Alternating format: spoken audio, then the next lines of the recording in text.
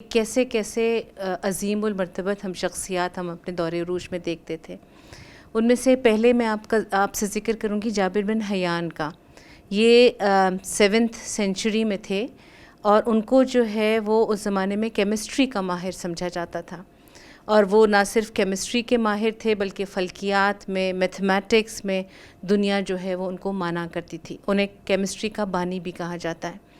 अहले मग़रिब जो है वो उनको गेबर के नाम से जो है वो पुकारती है।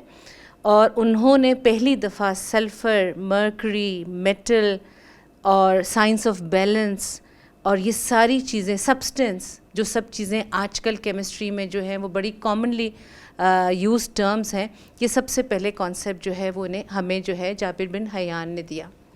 एक और साइंसदान जिनका मैं ज़िक्र करूँगी वो इब्न सीना हैं। उनका पूरा नाम अबू अली सीना था और उनका जो एरा है वो 980 से लेके 1037 तक है और फ़ारस के रहने वाले थे। हारून रशीद का ज़माना था कि जिस ज़माने में इनको जो है वो बहुत शोहरत मिली। और इनकी एक मशहूर किताब है, उसका नाम है किताब Shafayabi, it is encyclopedia of medicine. और ये जो हैं वो आज तक मेडिसिन में इससे मुकम्मल किताब जो है वो कभी भी लिखी नहीं गई और दुनिया भर में अभी भी ये पढ़ाई जाती है। बल्कि 1973 में न्यूयॉर्क ने इसको दोबारा शाया किया कि ये किताब उनको इतनी ज़्यादा जो है वो इन्फॉर्मेटिव लगी।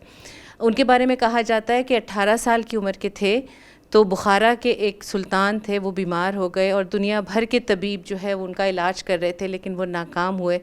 और इन्होंने जो है इलाज किया और वो कामयाब हुए और सुल्तान ने खुश होकर अपनी पूरी लाइब्रेरी उनको जो है वो गिफ्ट कर दी थी।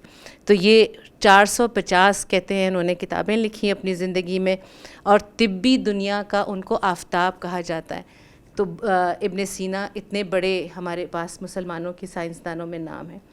एक और बहुत दिलचस्प नाम, जब मैं उन पर रिसर्च कर रही थी तो मुझे बहुत ही मज़ा आया रिसर्च करते हुए, इब्नुल हैसम हैं। इब्नुल हैसम जो हैं उनका भी ज़माना 965 से 139 का एरा है उनका।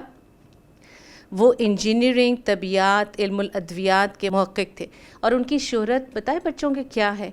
उनकी शोहरत ये है कि आँखों और रोशनी के मुताबिक जो पहले थ्योरीज़ पाई जाती थी, अफलातून की थ्योरी थी।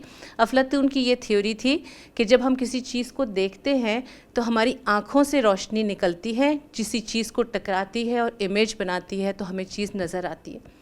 तो उन्होंने पूरी की पूरी थ्योरी उल्टी कर दी। उन्होंने कहा नहीं, ऐसा नहीं होता, चीज़ से रोशनी निकलती है और हमारी आँख से टकराती है और हमें चीज़ जो है वो नज़र और यही दुरुस्त थ्योरी है। अभी तक इसको कोई चैलेंज नहीं कर पाया। तो उन्होंने जिसको कहते हैं कि जो उस ज़माने का अफलातून, आप सोचिए कितना बड़ा नाम हम समझते हैं, उसकी पूरी थ्योरी को उल्टा करके रख दिया।